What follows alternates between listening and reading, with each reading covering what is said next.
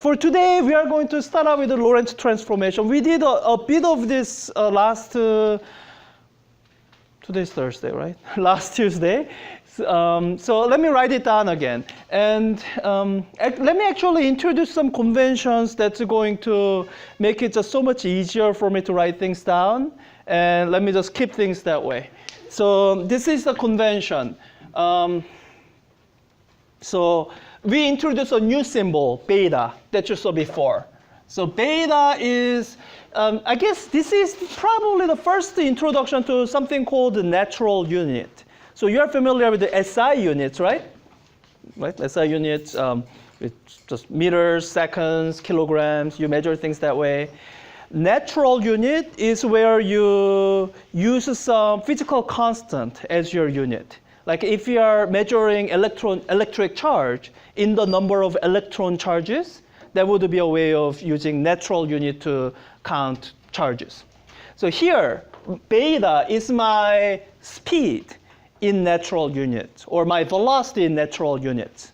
And the physical constant I'm going to use is the speed of light.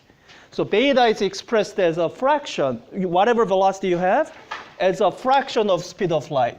So V over C. Turns out using this instead of V will simplify a lot of my formulas. For example, you guys saw gamma factor before already. So the gamma factor becomes this. So it used to be, I guess let me write it out, the one you saw. It used to be 1 over square root of 1 minus V squared over C squared. And you see this here, V over C. So in terms of beta, gamma is simply 1 over square root of 1 minus beta squared. It's marginally simpler. Good? Let me leave it here for now and introduce the Lorentz transformation, or rewrite it. You've seen it already. And then I will mention one convention that's often used in upper division that I find easier to use, but for lower division classes, it's traditional not to use this last convention that I will mention anyway.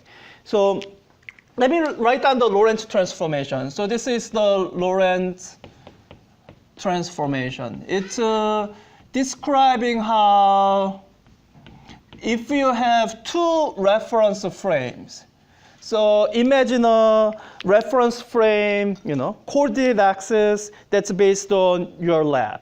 So this is my frame S. And I can compare that to another reference frame that's defined by something else that's moving at a constant speed. So this is my frame S. Oh, I can't.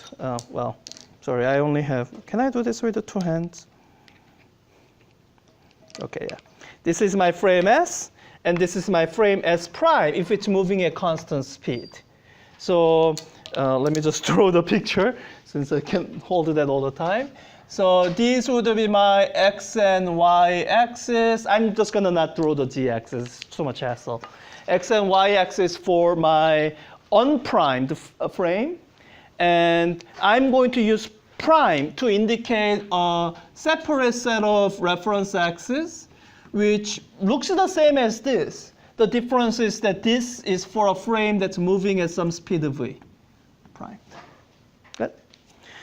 So then the goal here is to have a rule that allows you to transform between the two.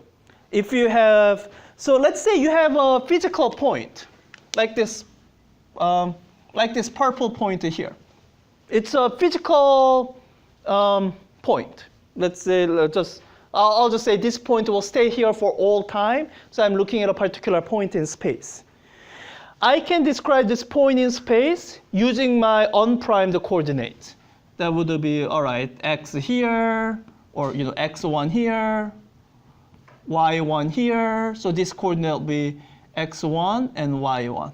And let's say in this unprimed coordinates, this is a constant. It's like the location of this tape. I put it here. This is my unprimed coordinate, and whatever position it's at doesn't change. Now, how would the coordinate values look like from the primed coordinate? will the y coordinate change? No, right? It's not moving in the y direction. But what about the x prime coordinate? It'll change with the time, right? So will it decrease or increase with time? Decrease, right? You can see that as this axis moves, it's decreasing in x prime value until it becomes negative, and then it keeps going negative. Yeah. All right. So with that intuition, this is the transformation I'm going to write down. So the goal is to have the description of this point. So given the description of this point in the unprimed coordinates, I want to be able to describe the exact same point in terms of the primed coordinate variables. So what I want is the primed coordinate variables, t prime, x prime, y prime, g prime. As we don't use that, let me do the easy ones first.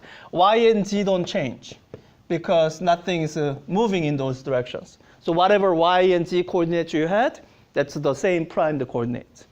So with the x prime, you have, from your intuition, you can guess this much, that x prime would be, well, x minus the velocity times time. Yeah? And your intuition is not entirely incorrect. So this is correct at low speed limit. If we are dealing with only situations where the velocity is much less than speed of light, or in terms of beta, if you are dealing with where beta is much less than 1, then this is correct. That's the Galilean relativity or Newtonian mechanics or whatever. Now, what we are going to do in this class today and next week and maybe one more lecture is we are going to try to deal with a situation where these are no longer true, where velocity is comparable to speed of light and beta is comparable to 1. So in that case, you need a little bit of correction to this. You need this factor gamma. And when you look at the expression for gamma, you can see that when beta is close to 0, gamma is 1. Right? As beta changes, as beta increases from 0, as it gets close to 1, I guess as it approaches 1, gamma will go to infinity, and having this factor gamma will begin to matter more and more. Okay? So x coordinate that you can get, or you can kind of guess your way around. The time coordinate is the more challenging one. Let me first write it down, and then I will do a little bit of surgery to the expression. So let me see if I can remember everything right here. There's a reason even though I write this at the very top, that's the convention, there's a reason I write down this first. When you write down the transformation for time coordinate, it actually ends up looking very similar to this. So it looks like a gamma times time coordinate minus Vx, except if this is what you're writing, then it looks wrong. Like when you look at this expression, just standing on its own, it should just look wrong to you. Like what's wrong about it? Yeah, units are wrong, right? So seconds, meters squared per second, that's not right. So what I'm going to do is I'm going to introduce the correct number of factors of c to make this expression come out correct unit-wise. So I'll leave t alone.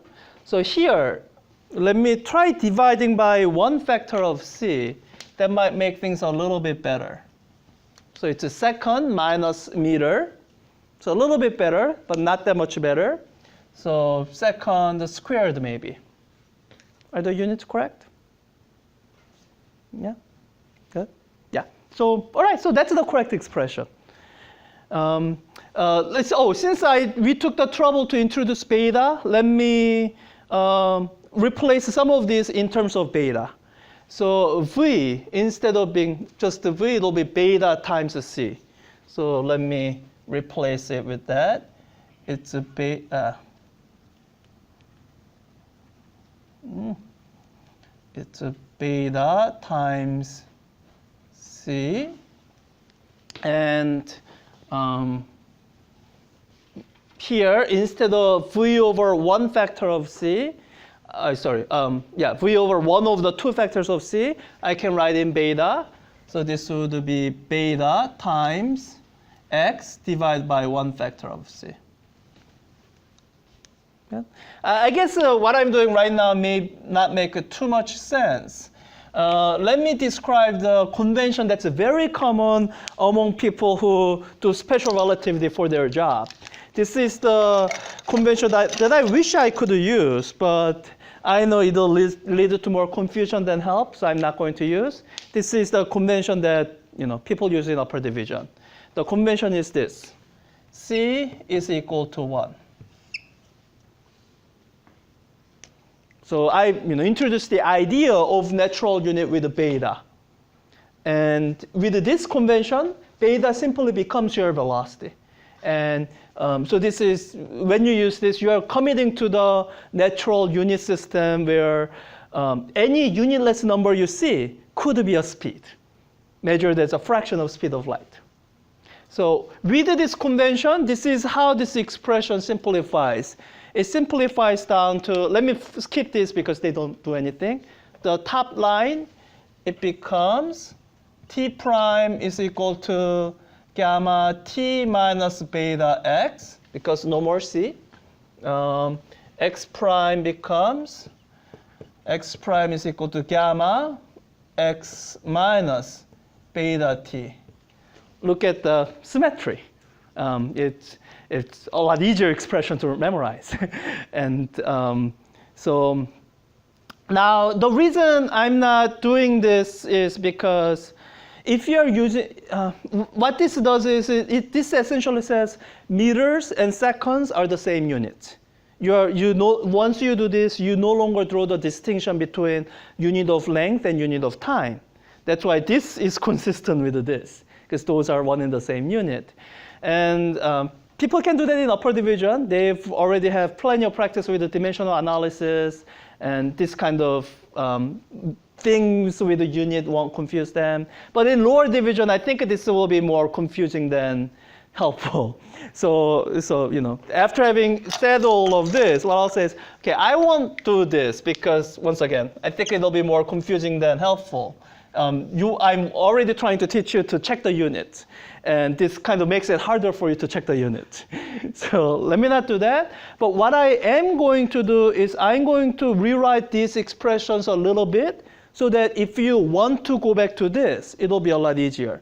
So what I'm going to do is instead of expressing this, I'm going to say, well, my eventual goal is to treat length and time the same way on a symmetric footing. All these are length units. This is suddenly a time unit. I can change that by multiplying this through by C. That'll give me C here. So this is something time except in length units properly. Now for me to do that, I'm multiplying through by C. So this becomes also CT. And this goes away. So this is my first equation in Lorentz transformation. This is my second one, and let me just recognize this. So this would be like its own group that I want separate. So when you do these things this way, then it's almost like having done this, except I'm conscientiously writing in C where there's 1 in the other expression. Okay? So this is a Lorentz transformation.